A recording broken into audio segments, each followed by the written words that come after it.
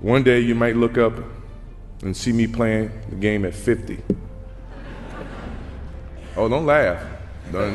What happens when the world's greatest sports icon challenges one of Africa's boldest leaders?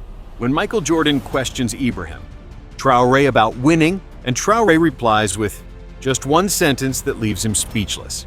This isn't just a clash of personalities, it's a clash of worldviews. And what unfolds next will change how you define victory forever. The camera flashes dimmed slowly inside the packed press room at Madison Square Garden. The walls echoed with the distant hum of reporters, still murmuring about the shocking remarks that had just been made.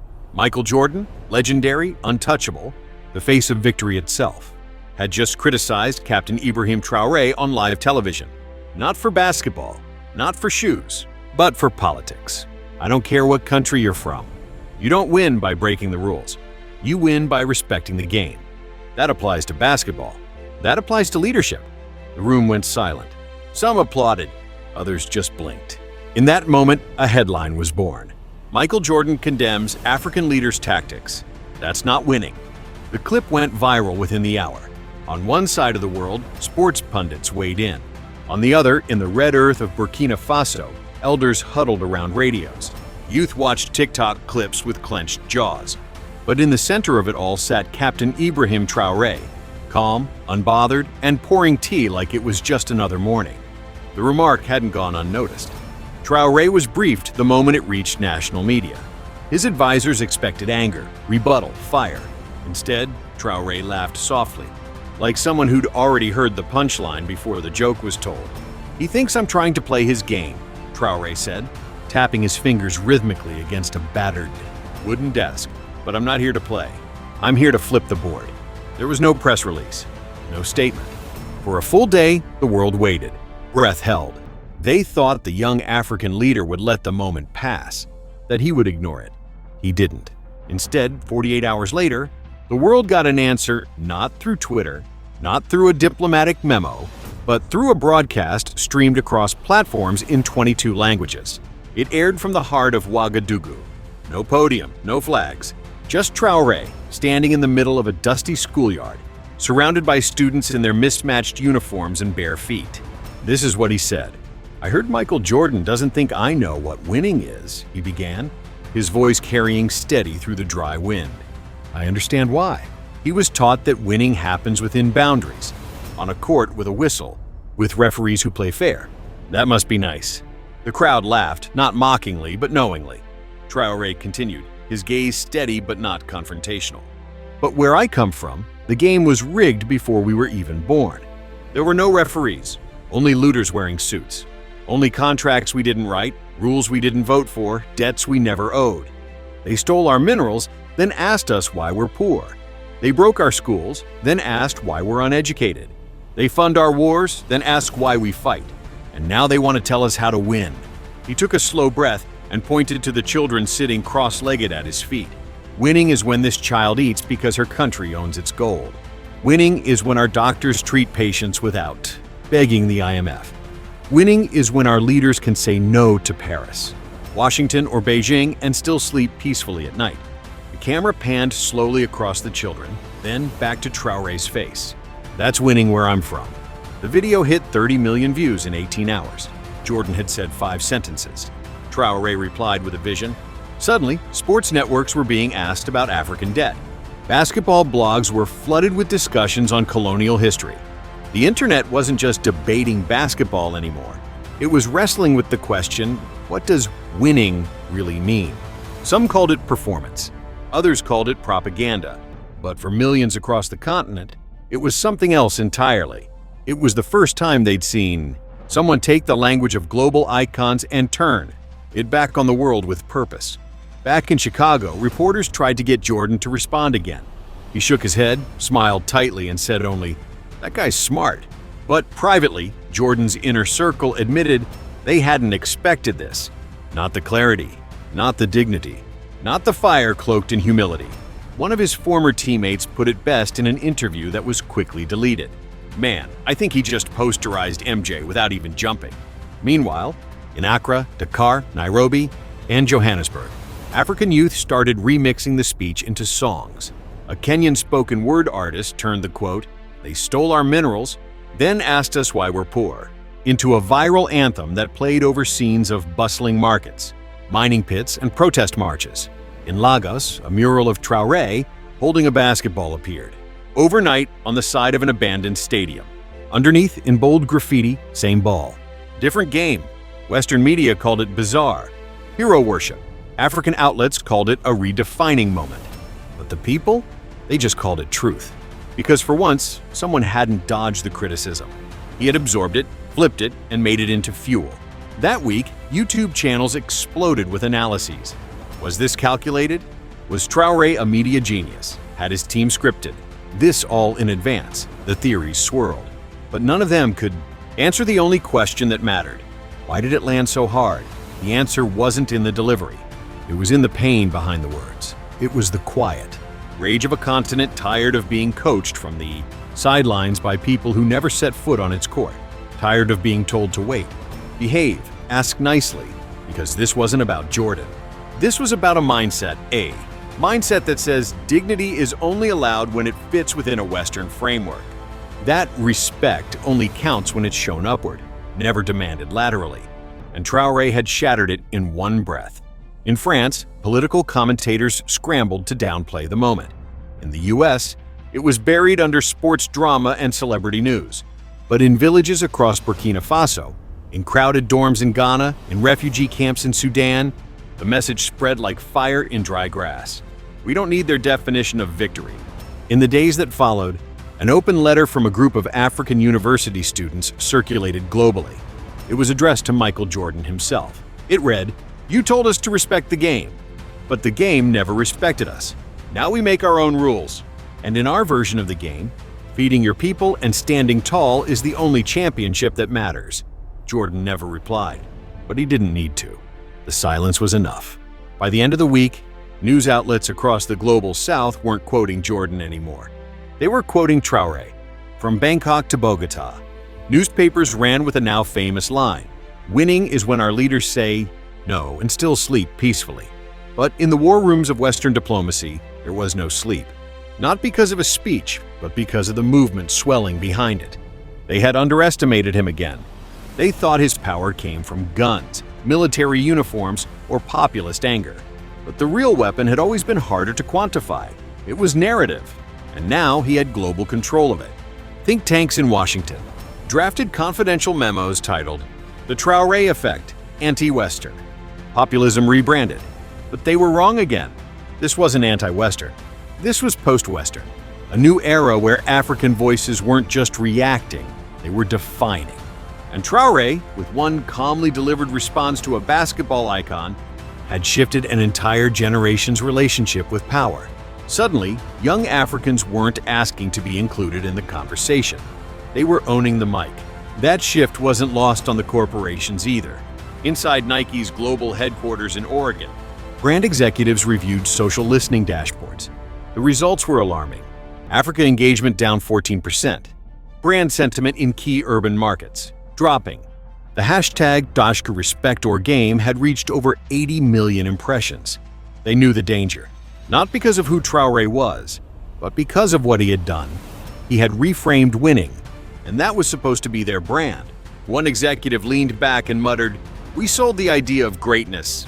He just sold dignity. Back in Burkina Faso, Traore hadn't issued another statement. He didn't need to. He was busy visiting rural villages, meeting teachers, reviewing grain supply logistics. But the silence wasn't passive. It was intentional. He understood something most media consultants forgot. In the age of noise, silence can thunder louder than a microphone. Meanwhile, in Atlanta, a group of young African-American students organized a roundtable titled, "From Jordan to Traore, Who Defines Black Excellence?" It was live-streamed across HBCU campuses and got tens of thousands of live viewers.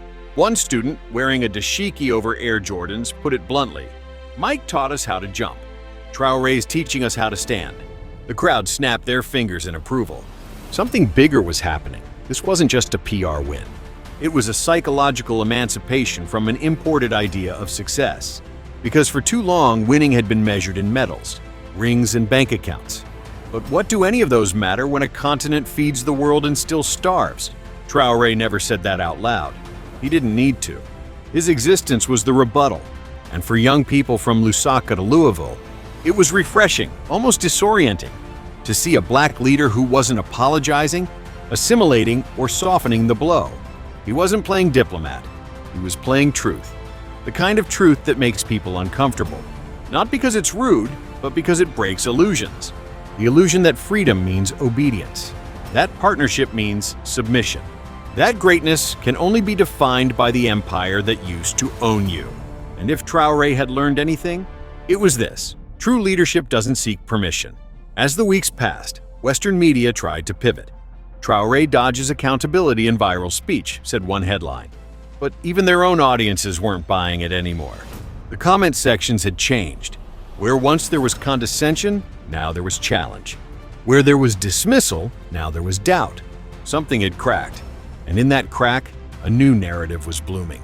One that wasn't about Traore the man, but about Africa the idea. An idea that no longer waited to be validated, approved, or forgiven. Inside the corridors of African government buildings, speechwriters took notes. Opposition leaders reworded their campaigns. Presidents who once hesitated to speak boldly now began adjusting their tones. The shift was subtle but irreversible. Across the diaspora, the ripple effect was even more visible.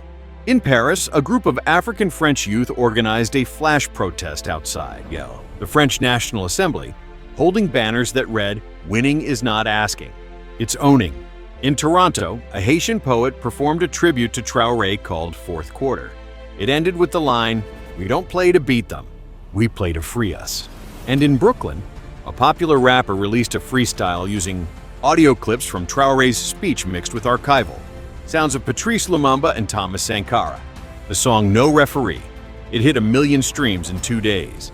Some critics still clung to skepticism. He's romanticizing dictatorship, they argued. He's exploiting anti-Western sentiment. But those arguments felt tired, even lazy, because here's what they missed. Traore never asked to be liked. He demanded to be understood, and in doing so, he became something rare, a mirror. He held up the contradictions of global politics and forced everyone to look, without flinching. Why is it that when a Western leader defends their economy, it's strategic, but when an African leader does it, it's dangerous? Why does America have a right to set terms, but Africa is punished for setting boundaries? Why can Jordan sell sneakers made with African labor, but criticize the man trying to feed the children stitching them? These weren't rhetorical questions anymore. They were being asked, loudly, unapologetically, by a generation no longer afraid to look power in the eye and call it what it is. In fact, something almost humorous happened. People started drawing comparisons between Jordan and Traore, side by side, not to mock Jordan, but to ask, what happens when the symbolism of success is forced to face the substance of it? One viral tweet summed it up. MJ flew. Traore grounded us. I'll take both. But don't confuse gravity with weakness. Back in Burkina Faso, the schoolyard where Traore delivered his reply had become a local pilgrimage site. A plaque now stood at the edge of the dusty yard, etched with the words, "This is where victory was redefined." And perhaps, more than anything, that's what made his response so devastatingly effective. He didn't insult Jordan. He didn't beg for validation. He didn't even argue. He redefined the very terms of the debate, elevating the conversation while pulling it down to earth. In the end, Jordan's critique was absorbed not as a wound, but as a gift, a chance to teach the world what winning looks like, when you're not allowed to play the old game. And in that one moment, Ibrahim Traoré did something far rarer than dunk on a legend. He gave a continent its own scoreboard. Months passed, but the echo of that exchange didn't fade. It deepened. In UN corridors, Traoré's name became a litmus test. Mention it, and you'd see who still clung to old hierarchies and who recognized the shifting winds. Diplomats whispered, strategists recalculated. What was once considered an isolated nationalist movement was now something larger, a blueprint for unapologetic sovereignty, the Jordan moment. That was the spark, because no matter how carefully the West curated its public image, it couldn't erase the feeling that had settled across the global South. They don't get to define dignity anymore. It wasn't just politics. It was identity. In the digital age, symbols matter more than speeches. And in that moment, two symbols collided. One represented excellence polished by corporate America, the other, raw resistance forged in the crucible of exploitation. And when they met, something unexpected happened. Traore didn't flinch. He didn't lower his tone to fit into global respectability politics.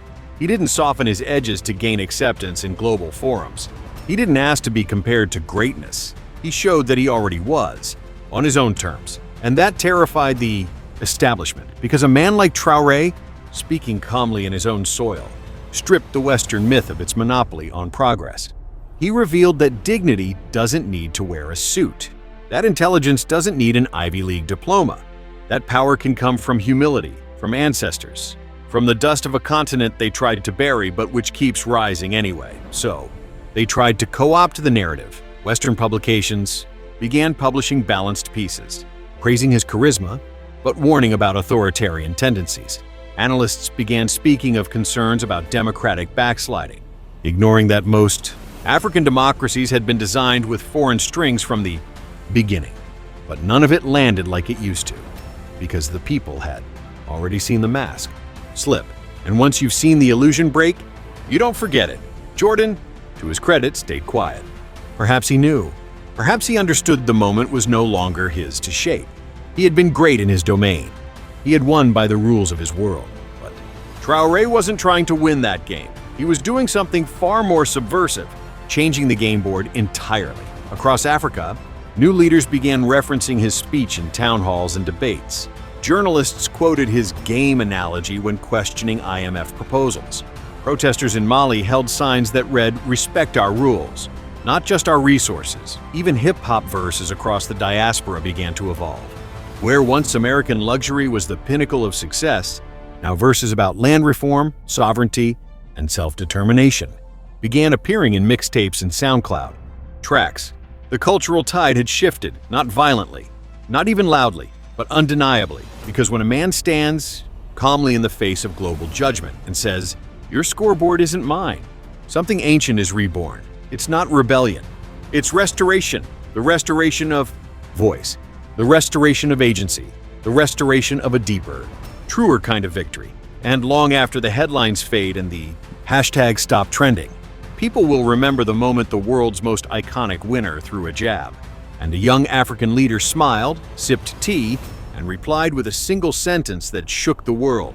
That must be nice. It wasn't disrespect. It was revelation. A quiet declaration that we are done being impressed by symbols that don't feed us. That we will no longer be coached by empires that never played fair. That our idea of greatness is rising, and it doesn't wear jerseys. It wears legacy. Traore didn't win that.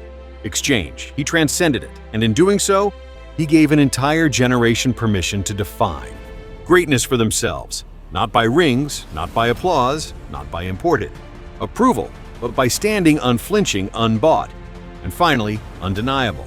If this story moved you, share it with someone who needs to hear it. Subscribe for more bold, unfiltered stories from the Global South, and leave a comment below. Who inspires you the most right now? Let's build a community that rewrites the narrative, one truth at a time.